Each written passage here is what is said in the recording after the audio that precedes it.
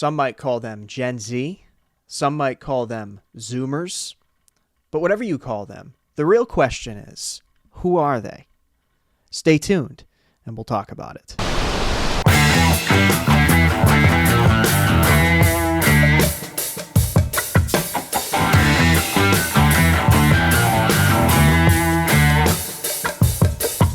Well, good evening and welcome back to another week of Explain, another week where we engage the culture from a biblical perspective in a manner which glorifies God. My name is Troy. I am your host. Thank you for taking some time out of your Thursday night to join us. It always means a lot, and we appreciate it here at Your Kingdom Come. I want to talk today about Gen Z. Okay, if you have been living under a rock and you're not familiar with what I am talking about, people for the longest time talked about, millennials this and millennials that. But now, whoever it is that makes these distinctions has drawn a line and said that, nope, now, from a certain point on, it's not millennials anymore that's the generation, it's Gen Z. There's another generation now, Gen Z. And now, personally, I guess it depends on who you ask. People can be a little bit weird about where they draw the line between millennials and Gen Z. Depending on who you ask, I am either the youngest millennial you have ever met or the oldest Gen Z person that you have ever met, probably. It honestly depends on where you draw the line there.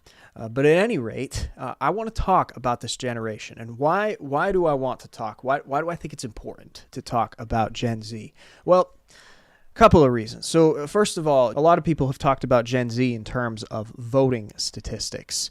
And the reason for that is because Gen Z is voting. That's the first thing. That's the first reason why Gen Z is being talked about. And Gen Z is also being talked about just because I think people are trying to kind of understand where Gen Z came from. What it is that's shaped them as a generation. Every generation has certain things that shape them.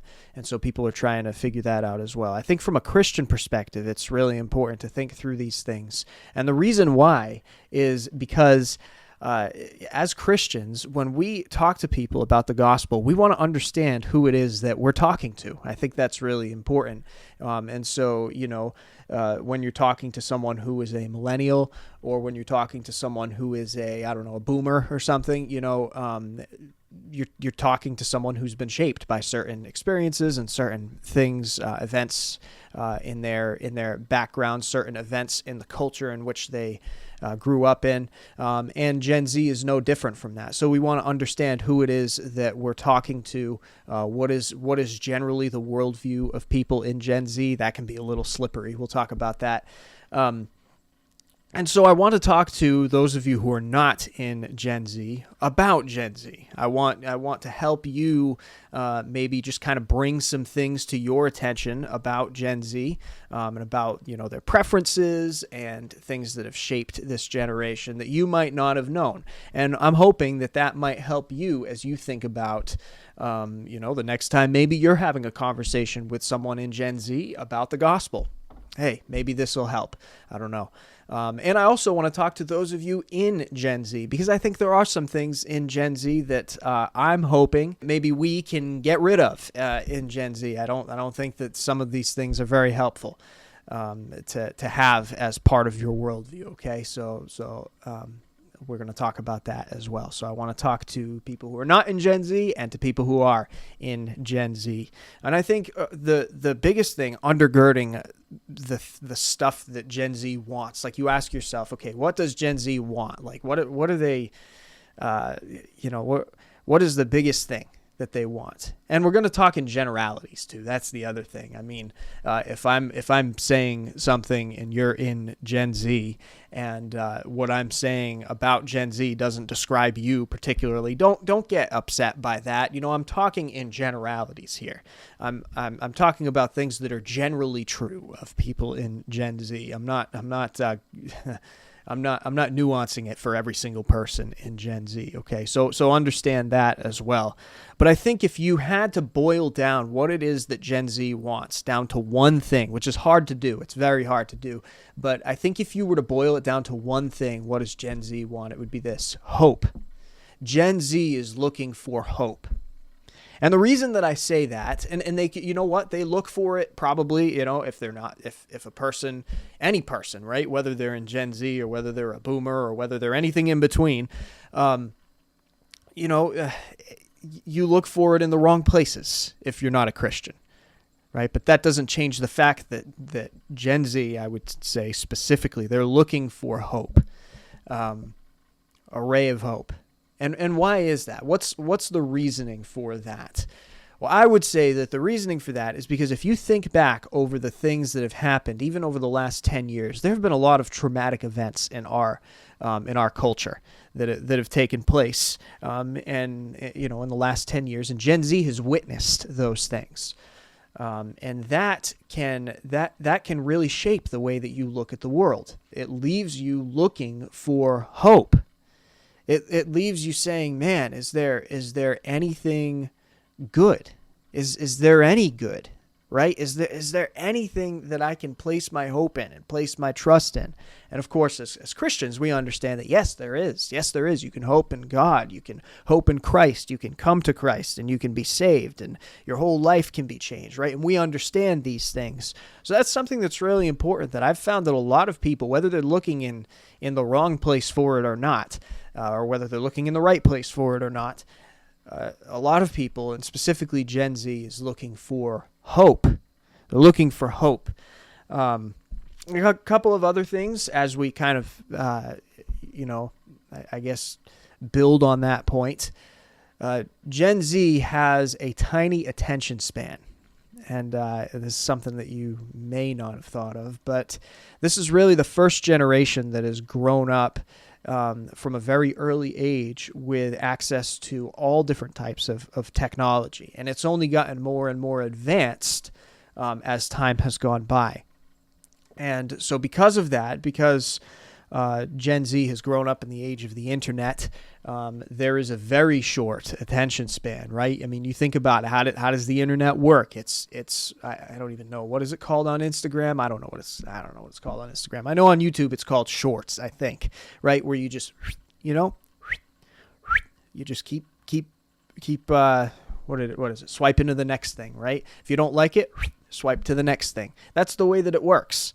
That's how the internet has impacted the worldview of Gen Z, you could say, is short attention span, and if I don't like it, you just keep going, right? And that's just the reality, and it's taught a lot of this generation to have a short attention span. So that's something to keep in mind. You can do with that information what you will. Another thing that's really important is I would say that there are people in Gen Z that have been brainwashed. And I say that because if you look at the culture, right? So we were just talking about the internet. The internet can play a role in this.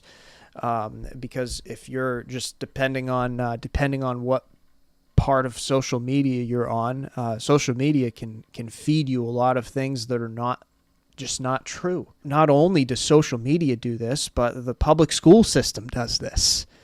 They have fed a lot of people just things that are not true. And what happens is, really, as Gen Z has been on the internet and been in school and stuff like that, what you increasingly find is that they choose to go in one direction or the other. Either the constant brainwashing, you could say, is working, or it's having the opposite effect.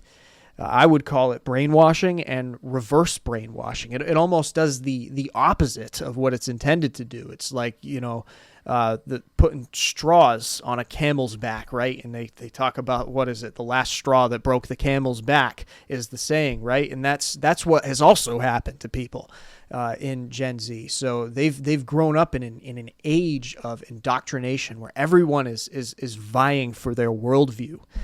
And consequentially, what happens is oftentimes the brainwashing works.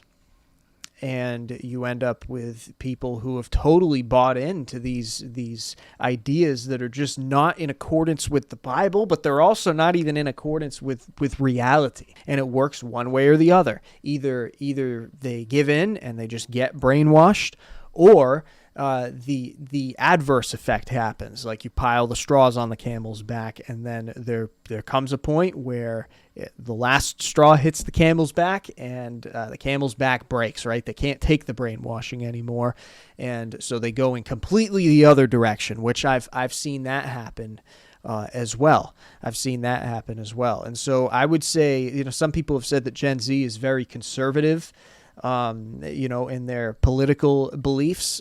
I would just say this. I would say that Gen Z is very extreme. Okay, either they are extremely brainwashed, or they are extremely the opposite of brainwashed. They are completely in the other direction of brainwashed.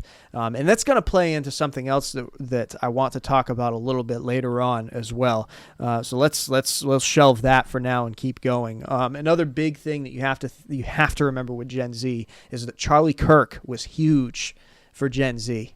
He was huge for them.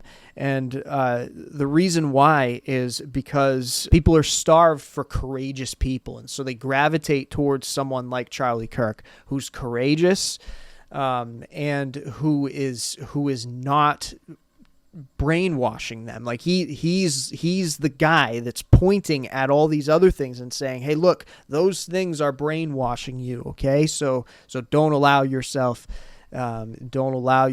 to be steered, right? Don't allow your worldview to be changed by that. He was the guy that was doing that.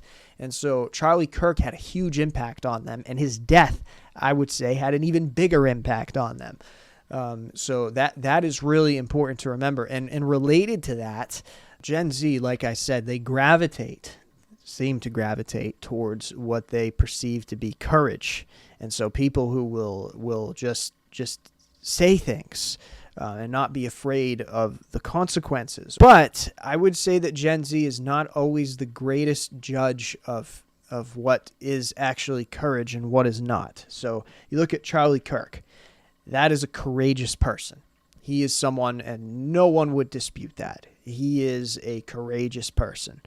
And so, people were right to gravitate towards Charlie Kirk. Okay. But I think that there are people, and this goes back into the thing about being brainwashed and the reaction to being brainwashed, where you go completely the opposite direction. I think there are also people in Gen Z who gravitate towards a guy like Nick Fuentes, okay? And we've talked about him on this show before. I don't desire to give him any more airtime than I've already given him unless I'm absolutely forced to, which it might be coming to that. We might have to do another episode on him, and I really hope we don't, because I don't want to give him any more attention. So I will continue to hold out on that until I have to block my ears and bury my head in the sand in order to ignore him. But it might come to that. We may have to do another show on him. But at any rate, people will gravitate towards a guy like Nick Fuentes. But the problem is, you're not looking at a courageous person when you look at Nick Fuentes. You're looking at a fool. Okay? And what would biblically be defined as a fool. Okay? Because like courage is not this is the thing, right? Like people want to talk about courage and cowardice. Cowardice is choosing the most convenient option, choosing the most expedient option in every circumstance, even when it's wrong. Okay, you get that? Cowardice is choosing the most expedient option in every circumstance, even when it's wrong to do so. Okay, so you don't want to be a coward. You don't want to take the path of least resistance, even when it's wrong to do so. But that does not mean that courage is taking the hardest path all the time, no matter what. No. That's the thing. That's not a courageous person. That is a fool. You don't just run through. You don't just like. I don't know. You don't run through brick walls for fun. That's not the way that it works. But Nick Fuentes, I would say, is a guy who, you could say, rhetorically speaking, verbally with his words, he's running through brick walls all the time for fun, for no reason. Okay, so he'll just say things. He'll shoot off from the hip. He'll talk about things like how he supports political leaders who are responsible for the death of multitudes of people. He'll talk about how he supports Hitler and how he supports Joseph Stalin. He said that on a podcast the other day. It's just, he's not a serious person. And there are a lot of people that are taking him very seriously. And a lot of those people are in Gen Z. And so one thing I would say, if I could just speak into you guys' life in Gen Z, as someone who's probably about as close to being in Gen Z as possible, you don't need to chase after someone just because they say inflammatory things.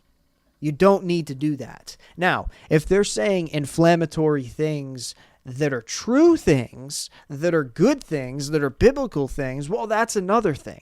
You should follow someone like that. But if you end up in a situation where you're following a guy like Nick Fuentes, who is saying inflammatory things that don't line up with the Bible, get out of there. Don't listen to someone like that. There are plenty of other good role models that you can gravitate towards that are not Nick Fuentes. And I would just say, as we close this topic with supporting Nick Fuentes, don't be weird. Don't be weird. He's got a lot of really weird beliefs. He's got a lot of really weird ideas that, number one, are not in accordance with the Bible. And number two, even people who are not Christians will not support ideas like that in the public square. Okay? So stop being weird. Go touch grass. You know what I mean? Stop it. So anyway, moving on from the whole Nick Fuentes thing, I think it's really important as people who are interacting with Gen Z, and even to those of you in Gen Z, to make sure that we are defining courage correctly. Courage should be defined by the person who was ultimately courageous and who is ultimately courageous, and that's Jesus. He should be the standard for courage. He should be the one that we're gravitating towards. He should be the role model, not Nick Fuentes and not any of these other clowns that align with him. Okay, there's no need for that. You don't need that in your life. All right. Another thing that I think is related to that in a way that Gen Z needs to work on in some areas is respect for those who are older, okay? So, people always talk about, there's a generation gap, and the boomers and the Gen Z people, they don't understand each other, and people will talk like that a lot. But I think a lot of it boils down to Gen Z should respect their elders. And I think it really is as simple as that, okay? Now, that doesn't mean that the boomer generation is perfect and sinless. That doesn't mean that. But it does mean that as people who are younger, as younger adults, and I'll put myself in this category as well, we need to make sure that we're those who respect our elders and model what respect for elders looks like, okay? Just because you don't like the things that your elders are saying, that those who are older than you are saying, does not mean that you have the right to disrespect them. The Bible nowhere gives you that license. The Bible nowhere says, okay, well, if you don't like what your elders are saying, then you have the right to insult them, and use the name boomer as an insult, or say some other kind of, throw some other kind of insult at them. The Bible nowhere gives you that liberty, okay? I think another thing that's really important when we look at Gen Z, and I think this really wraps up everything that we've been talking about, how Gen Z is looking for hope.